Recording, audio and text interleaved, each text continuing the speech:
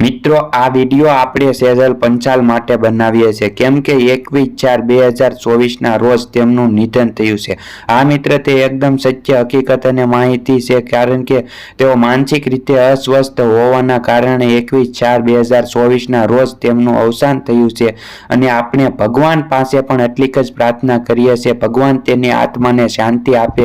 અને મિત્ર, તમે તેને હજી ભાવભર્ય શ્રદ્ધાંજલિ ન આપી હોય તો કોમેન્ટની અંદર ઓમ શાંતિ લખવાનું ભૂલતા નહીં કારણ કે દર્શક મિત્રો, દ્વારકાધીશ તેમના આત્માને શાંતિ આપે અને શ્રી કૃષ્ણ પણ તેમના આત્માને શાંતિ આપે અને તમે પણ તેના આત્માને શાંતિ માટે કોમેન્ટની અંદર ઓમ શાંતિ લખે અને આ વિડીયો શેર કરવાનું ભૂલતા નહીં કારણ કે દર્શક મિત્રો, તેમના અવસાન પહેલા તેમણે ઇન્સ્ટાગ્રામની અંદર એવી સ્ટોરી બનાવી હતી કે હે ભગવાન, હવે તું મને જન્મ દેતો એક સ્ત્રી તરીકે જન્મ ન દેતો કારણ કે હું આ મારી જિંદગીથી ખૂબ જ કંટાળી ગઈ છું। તેવી પોતાના ઇન્સ્ટાગ્રામ સ્ટોરીની અંદર તેને સ્ટોરી બનાવી હતી। આ મિત્ર, તેથી આપણને એવું લાગી રહ્યું છે કે તે માનસિક રીતે અસ્વસ્થ હોઈ શકે છે। મિત્ર, તમે ખાસ કરીને બધા લોકોને હું હાથ જોડીને નમ્ર વિનંતી કરું છું કે તેમને શ્રદ્ધાંજલિ માટે ઓમ શાંતિ કોમેન્ટની અંદર લખી દઈને ભગવાન આગળ દિલથી એટલી પ્રાર્થના કરજો કે તેને આત્માને શાંતિ મળે। મિત્ર, હવે તે શું સત્ય હકીકત હોય ને